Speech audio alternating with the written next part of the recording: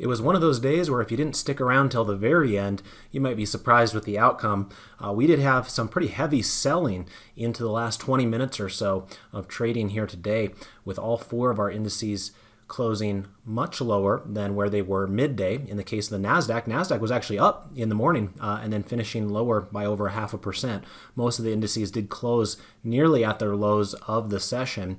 And at this point, 3 out of our 4 major indices do have a bearish posture. So we'll take a look at all of that. We'll also take a look at a trade example idea that I was trying to implement, but due to the 20-minute plunge at the end of the market, I was not able to get my order filled, but I'll at least explain to you what it was that I was looking at. So with that, let's go ahead and get started.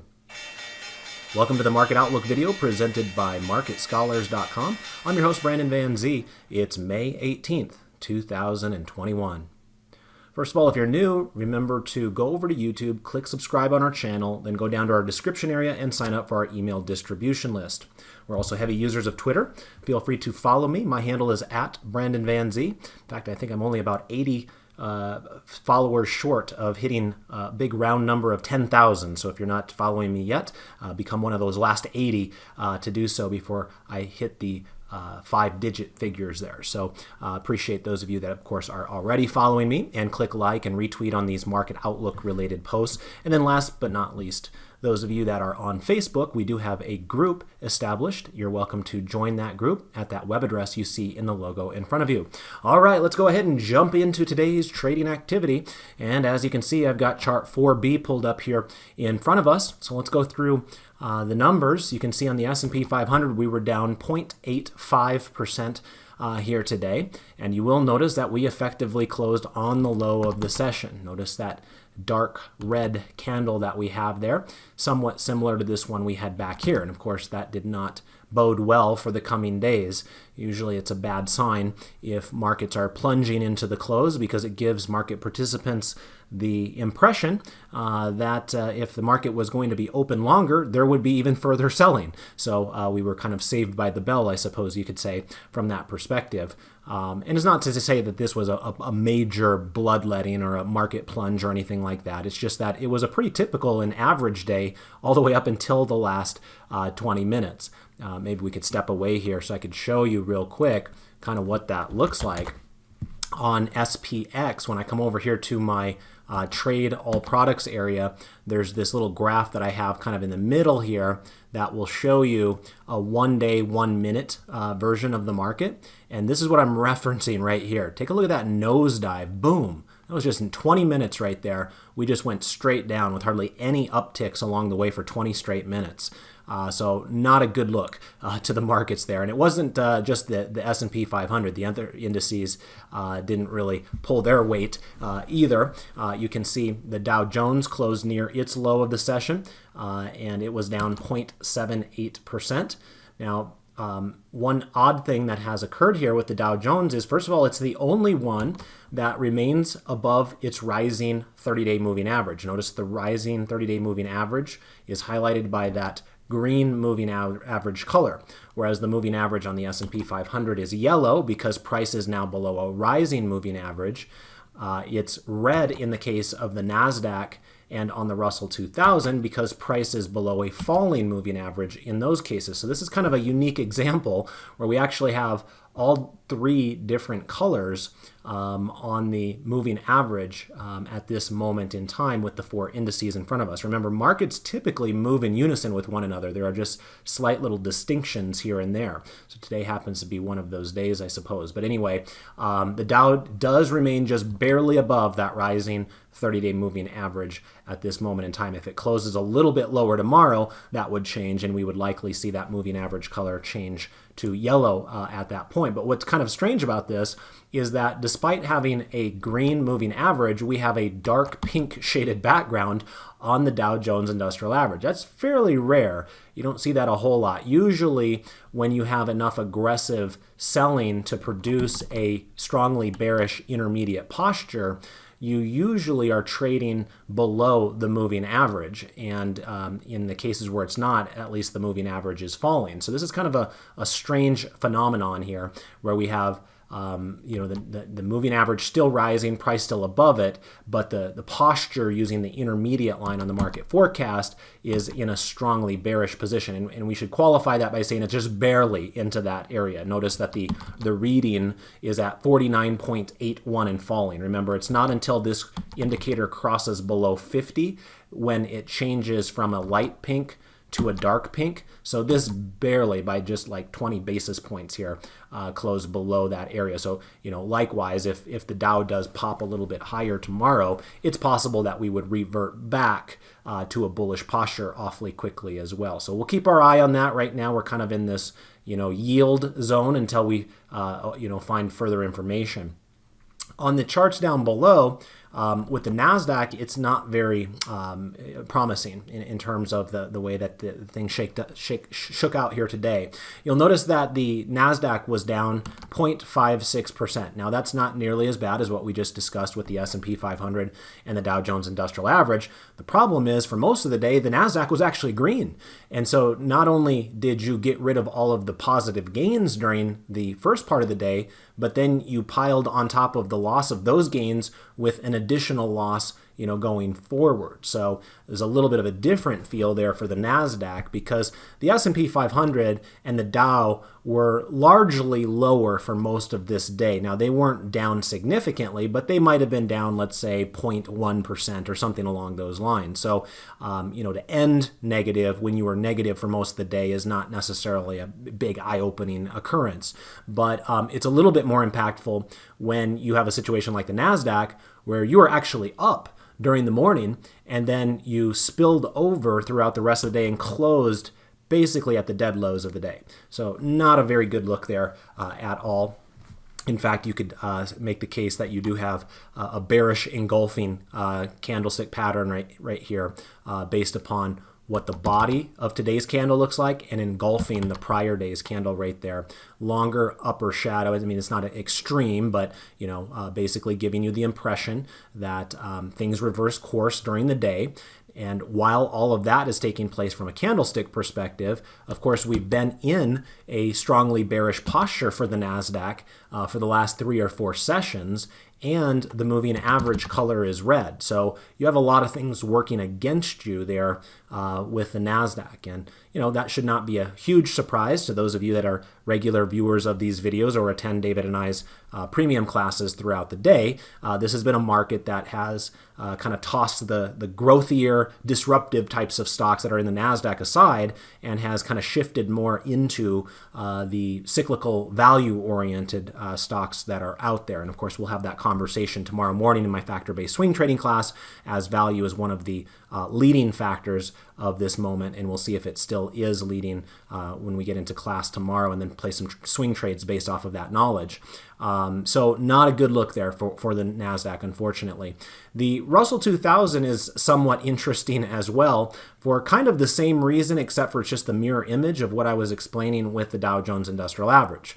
So the chart of the Russell 2000 does not look all that good to me. In fact, if I were forced and I didn't have the benefit of the background colors of this chart to kind of paint the picture for me, so to speak, I think I'd much rather be bearish on the Russell 2000 right here than bullish. But it is interesting to note that as of today, that background color on the Russell 2000 has changed to light green, which is considered weakly bullish, not strongly bullish like we had over here where the shading was a deeper shade of green. It's kind of a lighter shade of green, kind of like we saw right here. So we consider that to be weakly bullish, not strongly bullish. And that occurs when we have this green line kind of trying to reverse course. So you can see that it kind of started bottoming out down here and is trying to curl a little bit higher, but is not yet above the 50th percentile on that market forecast. And you can see here on the label, it says that the intermediate line is at 29.03 and rising. So it is rising right now between 20 and 50.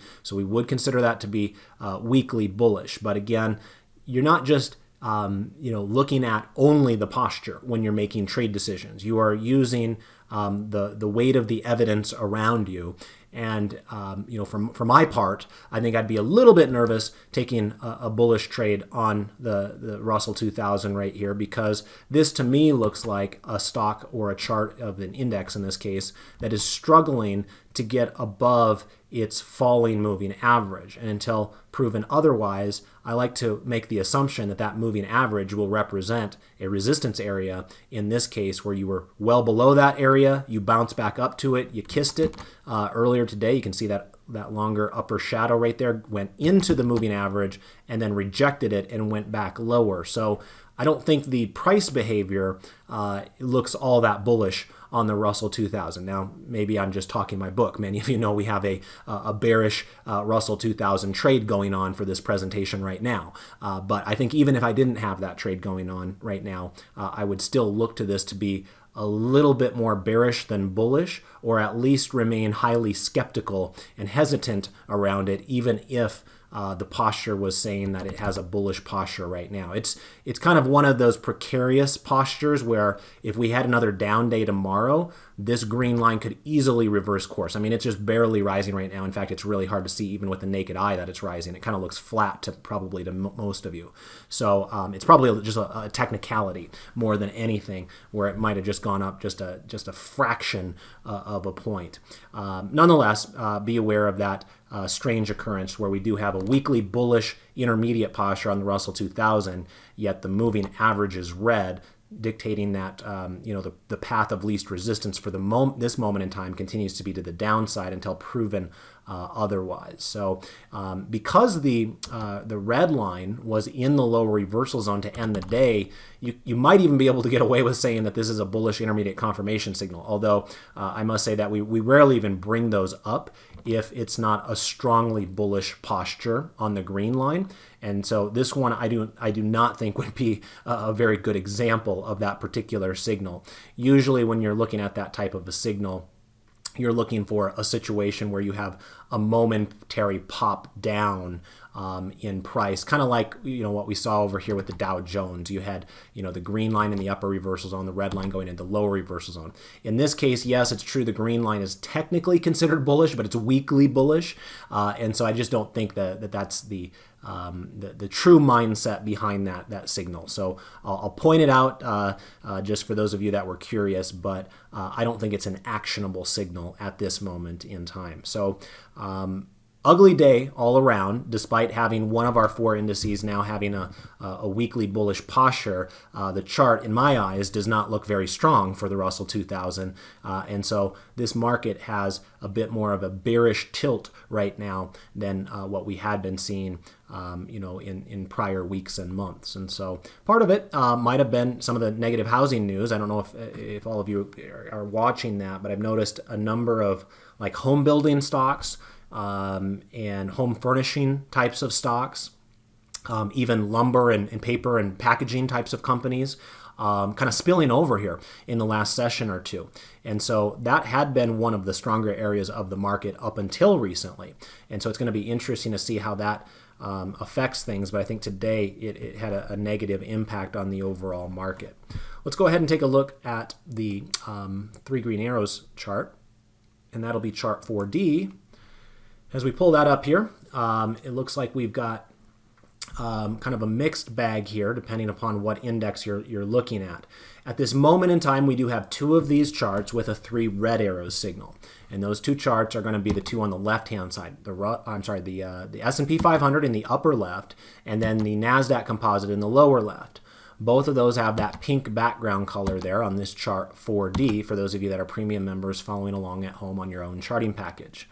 And what that signifies is that of the 3 technical indicators on this particular chart, they're all kind of tilted more bearishly than bullishly at the same time. And so today, with the stock closing below the moving average on the S&P 500, that placed that third and final red arrow on the board for us. Notice that the red arrow on the MACD happened a long time ago. In fact, that's one of the longer kind of consistent red arrows you'll see on the MACD, particularly since we're this close to an all-time high. Basically what that is suggesting is that we have seen momentum rolling over. It hasn't necessarily impacted price in a big way, but that really strong price action that we had earlier back in March and April has really subsided here as we've headed into May, and we've seen more sideways to slightly down price action. And so that has had a negative impact on the MACD histogram. We also see the stochastics giving us a phantom red arrow in this case, and that is basically a way to kind of evaluate if our price is closing near the lows of recent ranges, and that's generally perceived bearishly. And so we do have a 3 red arrow signal right now on the S&P 500, and that is also the case on the NASDAQ. However, for the NASDAQ, we've been in a 3 red arrow signal territory for a couple of weeks at this point, so it's not as noteworthy, I suppose, as what we were just discussing there on the S&P 500. The NASDAQ has been in 3 red arrow territory since going back here basically the first week of May. On May 4th is when we went into the 3 red arrow territory, and we've stayed in that territory pretty much all along the way. And then the other charts on the right-hand side, we've got a mix of green and red arrows. With the Dow Jones, it still has a green arrow on the moving average, but it has 2 red arrows on the other 2 indicators. And then on the Russell 2000, we've got a green arrow on the stochastic, but we still have a red arrow on both the MACD and the 30-day moving average. So those ones are more of a mixed bag, trying to determine which direction the market wants to go. The other 2 are leaning a little bit more bearishly at this point. So anyway, let's go ahead and keep on moving here. Let's go ahead and do some 12 grid analysis. I think I'll skip jumping over to the internet here today, but as always, I do thank you for clicking like and retweet on these market outlook related tweets that are out there. You guys have done an amazing job supporting us over time, and if you want us to continue to do these videos as often as possible, please continue to support us there on Twitter. It doesn't cost you a cent. All it costs you is 5 seconds of your time, and we do appreciate that very much. Let's go ahead and take a look here at our first set of 12 grids, which will be chart 5A. And as you can see here, we've got a nice healthy mix of green and red charts. And one of them catches my eye immediately because I just got done tweeting about this maybe an hour or so ago. For those of you that follow me on Twitter throughout the trading day, you'll know that as things catch my eye, I try to let my audience know about that. And I know David does as well. So if you prefer to learn from David and I throughout the day and not just at random moments when we're in our presentations and classes, we would encourage you to follow us on Twitter. Remember, you can also set up your notifications to be notified whenever David or I post something on Twitter. So whenever we are trying to learn something, we try to share that knowledge with others. Those of you that are dividend-oriented investors, you'll know what the theme of my Twitter feed has been in the last 48 hours, and it is kind of my disgust and dismay of the AT&T discovery news that we learned yesterday. So talked a lot about that, as a matter of fact, in my dividend growth investing class this morning. For those of you that didn't catch it live, feel free to check out the recording if you're a premium or a plus member. But anyway, point is, as we start having our own thoughts about stocks and charts, and in this case cryptocurrency, we do try to share those with you throughout the day on Twitter. And what I was mentioning on Twitter with Bitcoin was that we have an oversold cluster signal here on Bitcoin. The chart looks terrible, but remember, sometimes a chart can look so bad it's good type of a situation, and it does make you wonder if we're getting closer to that with Bitcoin. The interesting thing about it is that Bitcoin has not had an oversold cluster signal for over a year. I went back and I checked, and the last time we had an oversold cluster signal was back in December of 2019, and I believe it was trading at around $6,000 back then. And so obviously we've come a long way with Bitcoin over that time period. But in this particular case, obviously you're looking at Bitcoin, which is the chart on the right-hand side in the middle rung here, and you have a chart that has been plunging for the last 3 or 4 sessions, a lot of that being pushed lower on some news that maybe Elon Musk is not the torchbearer for that particular cryptocurrency. And so a lot of people are kind of moving to the sidelines and maybe looking to reposition themselves elsewhere. But with this green dot showing up here, it does make you wonder if there's a chance at a short-term pop, perhaps back up to where we were trading here on the 13th. It looks like that could be an interesting place where we could get a reversion type of a move there. that matches up very nicely to where we also kind of established a bit of a bottoming pattern right here on April 22nd. So I'll be curious if that plays out or not, but if I right click on that and go to maximize sell, you can see what a oversold cluster signal is referencing. In this case, on the market forecast technical indicator, you've got your green line, your blue line, and your red line all in the lower reversal zone on the same day. And the lower reversal zone on this technical indicator is 20 or less. So all three of those readings, as you can see in the labels here, are at 20 or less. And that signifies an oversold cluster signal. Now, just because it's oversold doesn't mean that it can't become more oversold. So we have to recognize no technical indicator is perfect.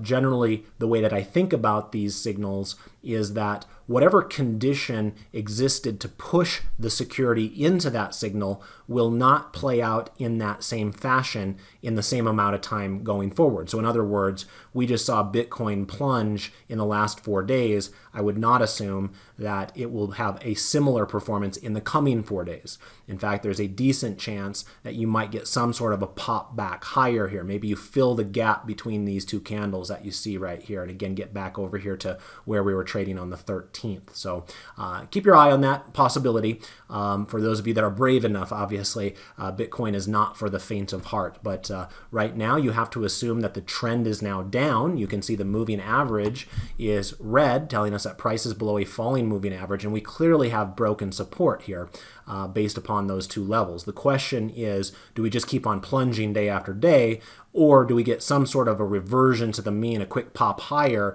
and then kind of rolls over again? And that's kind of what I set the assumptions of, for better or for worse. So anyway, interesting to note there, that's the very first time we got an oversold cluster signal on Bitcoin since December of 2019. Other charts of interest, you'll notice that we do have some bullish charts on the board, and they're mostly positioned here in the lower right-hand corner. You'll see that gold continues to perform very well. Remember, that's something that we've been all over in these presentations ever since it started establishing its turnaround capabilities here above that moving average. I even placed that bullish trade on that gold mining stock from South Africa. We've already been in and out of that one as we locked in our gains at max gain. But the point is, that one was one that it required a little bit more courage to be bullish on, because gold had not been performing well earlier this year. And anytime you're early in the turnaround prospects of a chart, you should expect that failures will be more common, not less. This was a good example where you actually changed relatively quickly from a downtrend into a consistent uptrend. We are now obviously at new 3-month highs on gold. So things continue to look pretty promising from that perspective. You'll notice that gold was up today on the day when the rest of the stock market was down, and that could have been aided a little bit there by the US dollar falling. Now, similar to Bitcoin, you'll notice that the US dollar does have its own oversold cluster signal. However, unlike Bitcoin, the US dollar has had many oversold cluster signals in the last month or so, and they have led to mini reversion to the mean types of trades. So notice that we've got this set of 3 green dots here. We reverted to the mean for about 3 or 4 days right there. And then we got this other set of 3 clusters, reverted to the mean for maybe 2 or 3 days right there. So that's kind of what I mean when I was referencing Bitcoin. If we get back up to this level, it would not surprise me at all, in the short term. But you also have to recognize that the trend has now moved out of Bitcoin. And you might end up having a reversion to the mean like we saw in the US dollar right here, and then it rolls over again, and we end up pressing new lows, even lower than where we're at right now at 43,000, let's say a couple weeks from right now. So keep your eye on that. Obviously, a very volatile asset class there. But with the dollar in oversold status, it's possible it gets another mini reversion to the mean type of a move here. And if that were to occur, you could probably expect a little bit of pressure there on gold. However, I think this trend is strong enough enough on gold where, if I had to bet one way or another, I would guess that gold is going to continue to climb, and the dollar will continue to weaken despite little pops here and there along the way. Oil is holding up reasonably well as well. It didn't necessarily finish in the green here today, at least with this ETF's perspective, but you can see it's clearly trading above its rising 30-day moving average, and the background color of the chart is dark green, telling us that we have a strongly bullish posture there. U.S. Treasury yield also has a strongly bullish posture, but I'm not nearly as interested in this chart as I would be the other two commodities over here. Here you have more of a sideways price action. And remember, that doesn't really bother me because right now I have a bull-put spread going on TLT. And remember, TLT and TNX are effectively kind of mirror images of one another. So, if they're going sideways like they have here more recently, I think that trade still has a chance to be victorious. Obviously, in the case of TLT, I'd rather have the price action above the moving average, but we haven't seen a sizable breakdown in this chart yet. It's just kind of struggling a little bit more here. So I'm not losing hope on that trade quite yet, but we'll give it a little bit of time to work some more there. Other charts of interest, the high yield bond chart does not look very promising here. You can see that we close at the lows of the session there on high yield bonds. They do track equities a bit more. So remember, those are your more controversial companies that need to raise that junk debt. And so sometimes you'll find that the high yield bond market is a little bit more aggressive in its movements, and it kind of tracks the equity markets a little bit more than, let's say, government bonds. And then up here on the top rung, we only have one chart that has a green background color, but it reminds me of my comments to you just a moment ago on the Russell 2000, which is, yes, it's true, EEM has a light green background color here, but I'm not sure how much I trust it quite yet until it can prove to me that it wants to stay above its 30-day moving average. Right now, it's great to see this nice 2-day rally out of EEM, but notice where it fell short, just below that falling moving average. So it still holds out that possibility that that moving average will be used as a resistance area, and this will bounce back down. So, it's good to see some progress. Don't get me wrong. Happy to see the weekly bullish posture, but I just don't know if it's actionable quite yet. I think we're awaiting further evidence on both that chart and the Russell 2000, despite what the postures are telling us in those cases. Let's go ahead and take a look at the sectors now. And from a sector perspective here today, we had one of our recent leaders struggling, and that is energy. We talked about energy quite a bit in my top-down trend trading class on Monday, talking about how it was oftentimes similar to riding a bucking bronco. It's hard to kind of lock it down at the appropriate price because it's all over the place. And we might have very well set ourselves up for it yet again, as this one looked like it wanted to make a big push higher, now is reversing course again. You can see XLE was down 2.32% today. I noticed that Chevron was down pretty significantly today. Of course, one of the two most important companies in the XLE by far. And Chevron did see 50% of its ownership or shares owned by Berkshire Hathaway sold off last quarter when Berkshire reported their 13F filing yesterday. So perhaps that added to a little bit more of the pressure than would otherwise be the case. But nonetheless, energy remains a very strong performer over time. You'll notice that this number to the right-hand side here suggests that energy is up 17.7% over the last 3 months of this chart. And that is second only to the chart just to the left of it, which is the materials, which is up 19% over that time period. And of course, you can see that materials stands out here because it's the only chart on the board right now that has a green background color. In my top-down trend trading class, we have the good fortune of having 5 materials stocks already.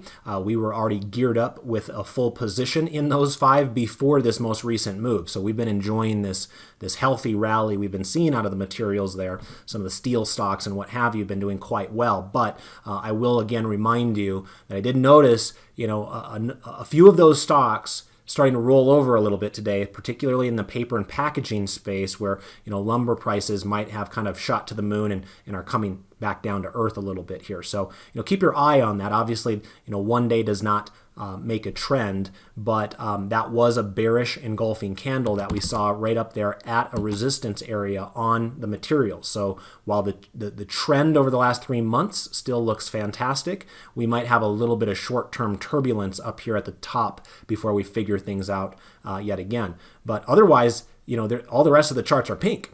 And it's been a while since we've had that much bearishness on the board from a sector perspective here in recent weeks and months. So there's been definitely some more wear and tear on the markets here more recently. The ones that are in the darker pink color are communications, technology, discretionary, which all of those are quite cyclical and I shouldn't say cyclical, but they're more growth oriented. And not a great sign when they are down and out like they are right now. Utilities also has that dark red background color, but that doesn't really kind of play into the same theme that we're seeing with the other ones, so that's less concerning in that case. But remember, we got some real heavy hitters in those top three that I mentioned. Communications is where you're going to find Facebook and Netflix and Disney and Alphabet, and technology is where you're going to find Apple and Microsoft, and discretionary is where you're going to find Amazon and Home Depot and Tesla. So we're talking about some of the real market leaders in recent months and years in those three sectors. So a little bit more concerning to see them really kind of breaking down here, or at least not giving us the impression that they want to be a future leader, the way that we are seeing with, let's say, the materials as an example of the opposite there. We did see, by the way, a couple of sectors up today. I don't want to make too much of it because they were just barely up, but nonetheless, healthcare was up 0.03% today, just barely above the break-even line, and then real estate was up 0.19% today. Both of them, by the way, above rising 30-day moving averages, but both of them do have a weekly bearish intermediate posture according to the market forecast. But at least 2 out of our 11 sectors did finish in the green today. Otherwise, it was a pretty ugly day, many of them closing near the lows of the session, just like the indices themselves. All right, let's go ahead and explain what I had intended to do for the trade application example. Now, like I mentioned in the intro, I didn't actually get the trade done, and it wasn't because I didn't want to. The trade was set. In fact, I lowered the trade one time, but I didn't feel like I wanted to chase it, and that was my bad. Of course, never know what the market is going to do in the last half an hour, and usually there's movements both up and down where if you're patient with your trade, you can get filled. Today was a bit of a goofy day where we basically went down in a straight line in the last 20 minutes, as I showed you earlier on the S&P 500. But what I was trying to get filled, and I wish I would have gotten filled on, was on Zebra Technologies, and that's ticker symbol ZBRA. And I was just trying to do a simple short selling trade. Now, this one does have options, but unfortunately they're quite illiquid. And if I was going to do a bearish trade on it, I probably would have tried to do selling a bear call spread. So in other words, a multi-legged strategy there. So when we have an illiquid security with a multi-legged strategy, that usually is not the best of situations for traders. So what I was planning to do today was to short sell this, and I had put my trade in to short sell it at $480, and as soon as I put my trade in, the market moved lower. And you can kind of see that if I were to come over here, by the way. Here's what the last, 20 minutes or so look like with this stock. I mean, right here, in fact, with just 15 minutes left to go, it was right around that 480, and then it just kept on ticking lower and lower and lower. I even changed it one time to try to get filled at 479.50. So I lowered my limit by 50 cents. I usually don't even like to do that, but I felt compelled to do it in this case. But still, because the market itself just kept on going lower and lower and lower, it was relentless to the downside. There is, again, the S&P 500, and it was just like drop after drop after drop after drop. So there was no, reversion to the mean types of moves in the final 20 minutes, and therefore I couldn't get my short sell to get filled, even though I had placed my order out there. So the reason that I thought it was kind of an interesting trade is we did have this reversion to the mean here in the last couple of days, and then I noticed it was kind of rolling over up here at this falling moving average. And despite having gone up a couple days in a row, we remained with a strongly bearish intermediate posture. So despite going up these 2 days, notice that the green line kept on going down. I also got the distinct impression that this one is setting up like it's going to end up giving us, some sort of a bearish near-term divergence type of a signal where you're going to have a peak right here, and you're likely going to see this roll over right here tomorrow if it sells off. In other words, the blue line will probably go down tomorrow if the stock goes a little bit lower tomorrow. And so that would be clearly a lower high in the near-term line there as well.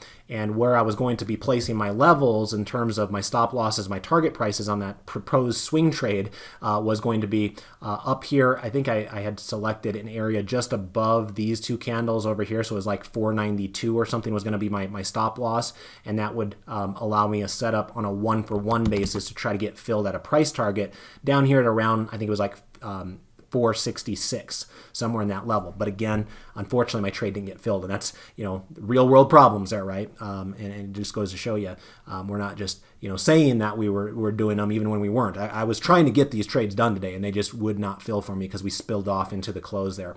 Another thing I would say about it is that we do have this common bearish engulfing candle here today that I had mentioned on some of the other candles that we looked at in the presentation tonight, where today's body of this candle on Zebra Technologies easily engulfed the prior day's body. In fact, you almost engulfed that entire day's range yesterday. So that's usually a bearish sign. It looks like the bull's fun is over and the bears will take over once again. And of course, this stock being in the NASDAQ, being a technology company in the technology sector, those are some of the areas that are struggling a little bit more right now. So I think it kind of makes sense to focus more on the bearish side of the equation. So again, the trade didn't get officially done, and so that's why those of you that are premium members wouldn't have seen any trade alert from me on it. And it wasn't because I wasn't trying. I was trying to get filled. It just market was not accommodating me in this particular case. So we'll try again next time around, but at least those were my thoughts on the topic. So hope you got some value out of walking through not only that trade application thought there, but also kind of where we stand right now with some of the other sectors and indices out there. It doesn't look all that pretty right now from a market perspective. Some of those charts like Bitcoin might be a little bit oversold and perhaps due for a little bit of a bounce, but right now the whole battle cry of sell in May and go away for the markets seems to be somewhat legitimate at this moment in time. Whether it continues to be throughout the summer is anybody's guess, but right now there's a little bit more of a bearish tilt in this market. So I hope you got value out of the video. If you did, I ask just 5 seconds out of your time, click like for me there on Twitter, and I'll do my best to do the video for you again on Thursday. David should be back with you tomorrow as well. So until next time, I want to wish you all the best of success with your trades and your investments. Goodbye for now.